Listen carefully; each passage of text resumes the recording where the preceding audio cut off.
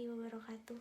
Halo semuanya, kami dari kelompok 3 penggolongan kata menurut Sutarno, mata kuliah kajian morfologi, dosen pengampu Bapak Dr. Hamdani MPD.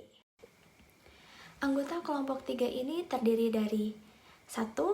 Dea Regina Aprilia, dan yang kedua ada saya sendiri, Dina Aprilia, dan yang ketiga ada Dwi Purwati, dan yang keempat ada Sri Ratih Mentari.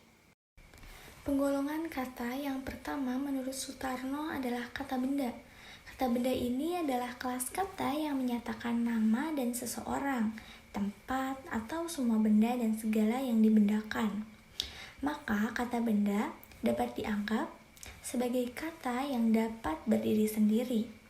Kata benda ini dapat dibedakan menjadi dua, yaitu menurut sifatnya dan menurut artinya.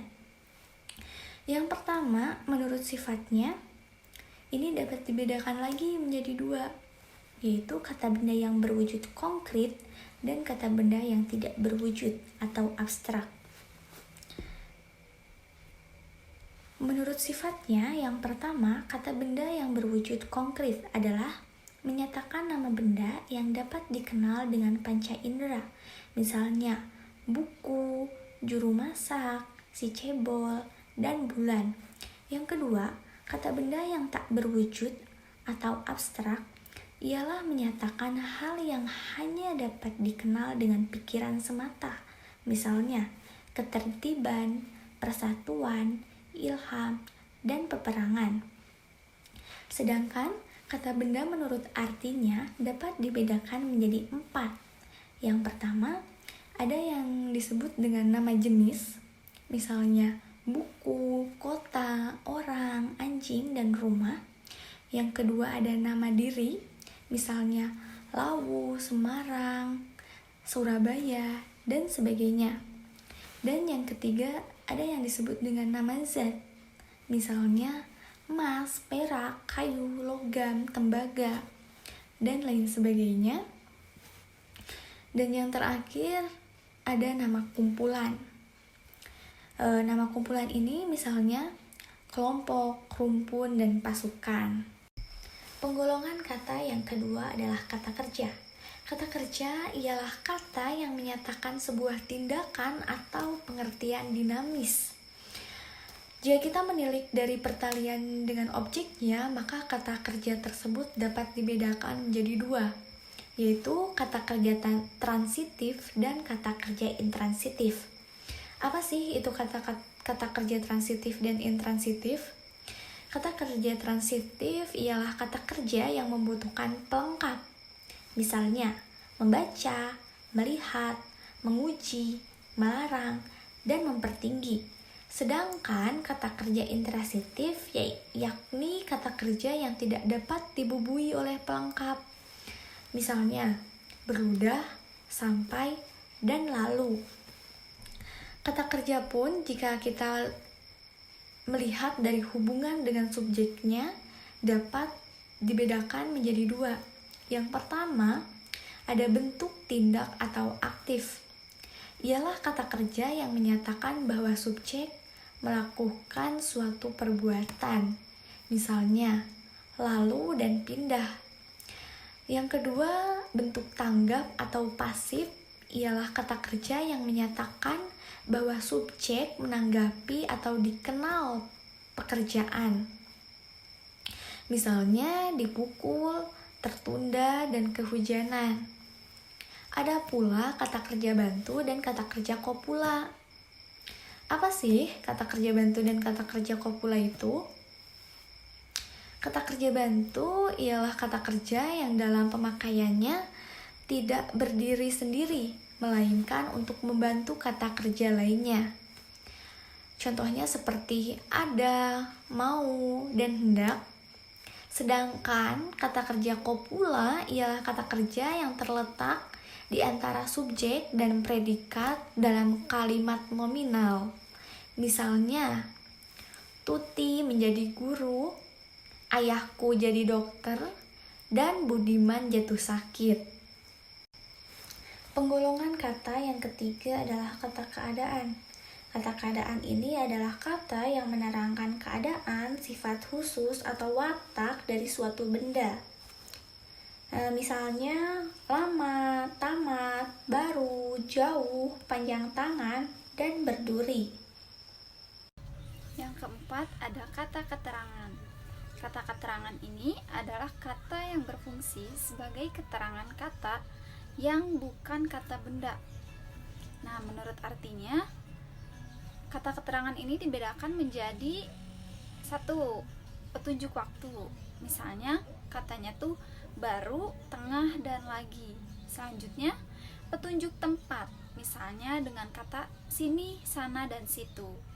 Lalu petunjuk peri keadaan, misalnya kata sungguh atau beriba hati. Kemudian petunjuk banyak atau taraf ketandasan, misalnya terlalu atau agak. Lalu petunjuk taraf kepastian, misalnya kata pasti dan mungkin. Dan yang terakhir petunjuk tekanan, misalnya kata pula, juga, dan gerangan. Yang kelima, kata ganti. Kata ganti ini adalah kata yang bertugas untuk menggantikan kata benda yang telah disebut. Yang pertama ada kata ganti orang atau persona, digolongkan menjadi 3. Nah, ini orang ke 1. Misalnya aku, kami, dan kita. Orang kedua misalnya engkau, kamu, tuan.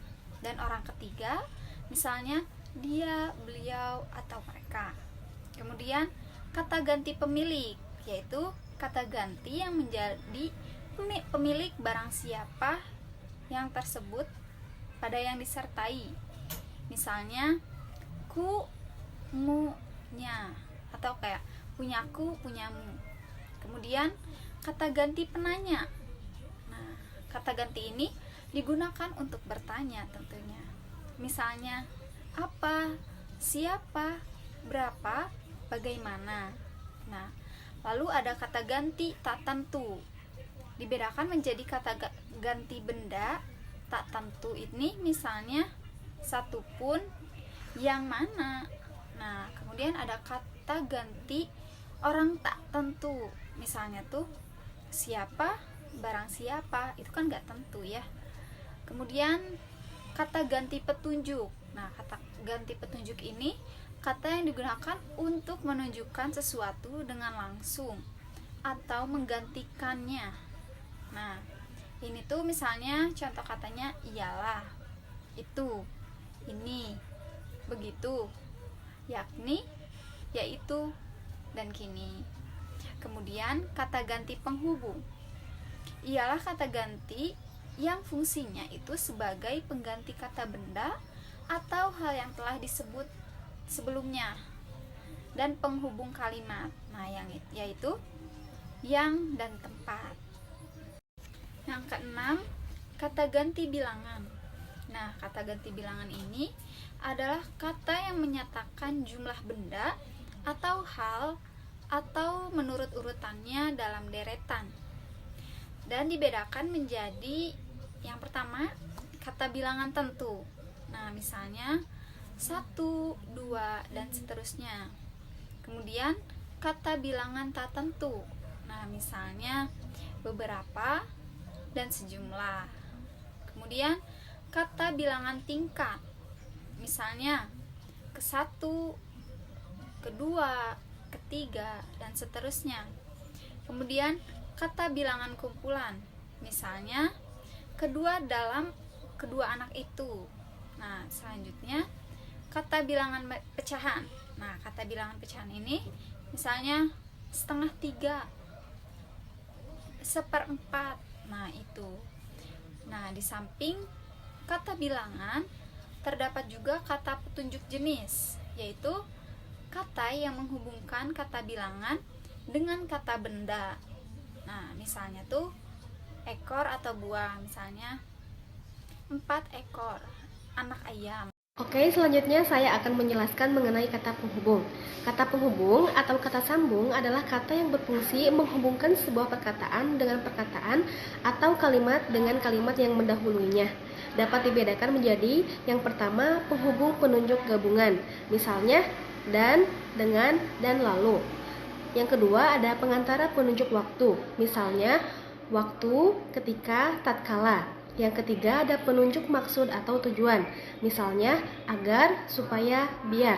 Yang keempat, penunjuk perlawanan, misalnya tetapi, melainkan, dan hanya. Yang kelima, penunjuk sebab atau akibat, misalnya sebab, karena, sehingga. Yang keenam, penunjuk syarat atau pengandaian, misalnya jika, kalau, asal. Yang ketujuh, penunjuk sebab yang tak dipedulikan atau pernyataan mengalah, misalnya biarpun, meskipun, walaupun. Yang terakhir, penunjuk pelaku, pelengkap atau keterangan ialah bahwa. Selanjutnya adalah kata depan. Kata depan adalah kata yang menghubungkan pengertian satu dengan pengertian lain, serta menentukan sekali sifat perhubungan. Yang pertama ada kata depan asli. Kata depan asli ialah kata depan yang semata-mata hanya melakukan jabatan sebagai kata depan, misalnya di, ke. Yang kedua ada kata depan pinjaman, yaitu kata depan yang kecuali melakukan tugas sebagai kata depan dalam kalimat, dapat juga melakukan jabatan lain, misalnya buat, atas, pada. Yang selanjutnya ada kata depan tunggal. Kata depan tunggal ialah kata depan yang hanya terdiri dari satu kata, misalnya di, ke, dari, untuk, dan sebagainya. Selanjutnya ada kata depan majemuk. Kata depan majemuk ialah kata depan yang terdiri dari dua kata, misalnya di dalam, ke dalam, daripada, di atas. Selanjutnya menurut artinya, kata depan pengantar tempat, misalnya di, ke, dari, dalam. Selanjutnya ada kata depan pengantar pihak yang akan menerima bagian, misalnya buat, bagi, untuk. Selanjutnya ada kata depan pengantar pelaku, ialah kata oleh. Selanjutnya ada pengantar alat, kawan atau lawan ialah dengan. Selanjutnya ada pengantar maksud atau tujuan, misalnya akan, buat, guna. Selanjutnya ada pengantar waktu atau maksud, misalnya hingga, dekat, hampir. Selanjutnya ada pengantar sebab, misalnya berkat, atas, demi, karena. Selanjutnya ada pengantar hubungan hal, misalnya peri, perihal, tentang. Yang kesembilan ada kata sandang.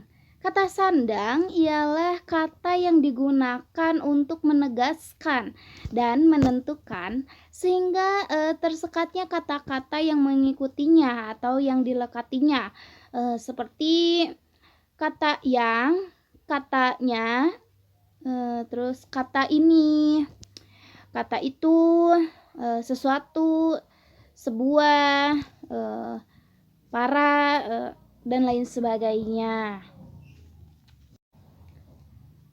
Oke, pembahasan yang terakhir dari pengelolaan kata menurut Sutarno itu yang ke-10 ada kata seru. Menurut Sutarno, kata seru ialah kata yang merupakan tiruan bunyi atau seruan secara spontan sebagai pelepasan perasaan. Menurut Sutarno juga ada dua kata seru ya yang diklasifikasikan menurut Sutarno. Yang pertama ada kata seru peniru bunyi, yakni kata seru yang berupa tiruan bunyi-bunyi yang terdengar ya, seperti kata dor ya, itu suara tembakan, terus eong, suara kucing. Terus yang kedua ada kata seru yang menyatakan rasa hati.